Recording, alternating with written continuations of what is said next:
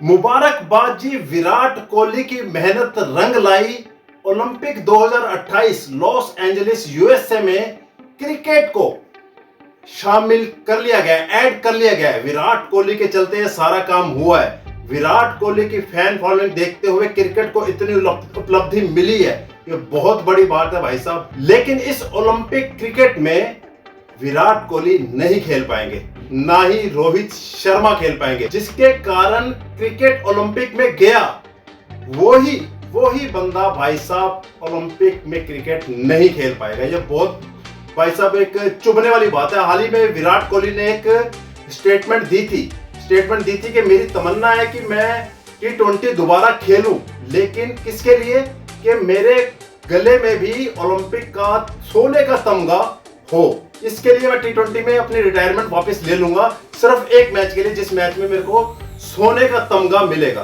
तो उसकी चाहत तो थी कि मैं ओलंपिक खेलूं। लेकिन विराट कोहली और रोहित शर्मा ओलंपिक में नहीं खेलेंगे, क्योंकि ओलंपिक ने जो क्रिकेट को ऐड किया उसके लिए कुछ शर्तें रखी हैं। उस शर्तों के चलते विराट कोहली और रोहित शर्मा नहीं खेलेंगे, क्योंकि ओलंपिक में क्रिकेट T20 फॉर्मेट में खेला जाएगा। और आपको पता है कि T20 से रोहित शर्मा और विराट कोहली दोनों ने ही संन्यास ले लिया, जिसके चलते अब वो क्रिकेट नहीं खेल पाएंगे ओलंपिक में। लेकिन जो शर्तें रखी गई हैं उसके चलते पाकिस्तान की टीम ओलंपिक में नहीं खेल पाएगी, वहां तक पहुंच ही नहीं पाएगी, क्योंकि जो रूल और रेगुलेशंस रखे गए हैं, जिसके चलते पाकिस्तान की मौजूदा जो हालात है क्रिकेट की, उसके चलते तो यही लग रहा है कि पाकिस्तान ओलंपिक में नहीं खेलेगा। अब आपको मैं बताता हूं उसका कारण क्या है।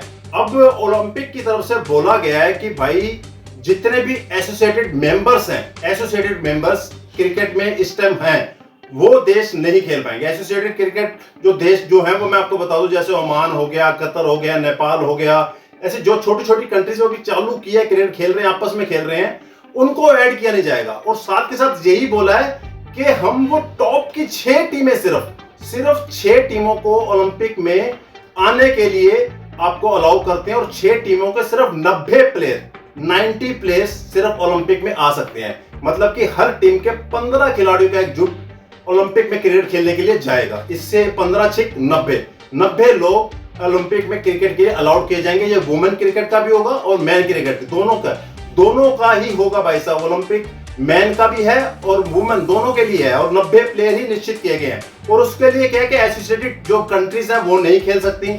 और आपके T20 में पॉइंट टेबल में मौजूदा में जो टॉप 6 टीमें होंगी, उनको चांस ओलंपिक में मिलेगा। और उसके चलते अभी फिलहाल जो करंट पोजीशन रैंकिंग की चल रही है, नंबर 1 पे तो इंडिया है, तो लाजमी है इंडिया ओलंपिक 2028 खेलती नजर आ रही है, अगर यही ट्रेंड चलता रहा। दूसरे नंबर पे आपकी ऑस्ट्रेलिया है, तीसरे पे इंग्लैंड है, चौथे पे न्यूजीलैंड है, 5वें पे वेस्ट इंडीज है, 6ठे पे साउथ अफ्रीका है, और 7वें पे पाकिस्तान है।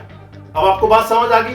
7वें नंबर पे पाकिस्तान की टीम है, और 6 टीमें जानी है, तो ऊपर की 6 टीमें तो ये होगी, 7वें में पाकिस्तान है। इसलिए पाकिस्तान का ओलंपिक में खेलने का पत्ता फिलहाल मौजूदा स्थिति में कट हो गया।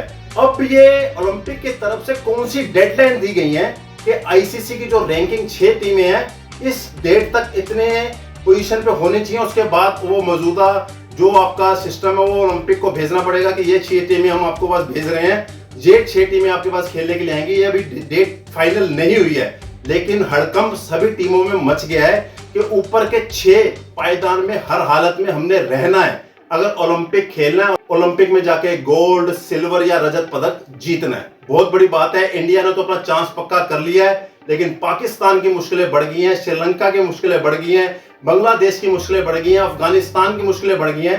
ये बड़े बड़े नेशंस हैं जो अभी तड़प रहे होंगे कि भाई अगर हम आखिरी अंतिम 6 में नहीं आए तो ओलंपिक की टिकट सफा चट हो जाएगी। इंडिया अपना चांस बना चुकी है, पाकिस्तान जद्दोजहद में लगी हुई है, क्योंकि पिछले कुछ साल से तो पाकिस्तान का बुरा हाल हो रहा है। यही ट्रेंड चलता रहा तो पाकिस्तान ओलंपिक से बाहर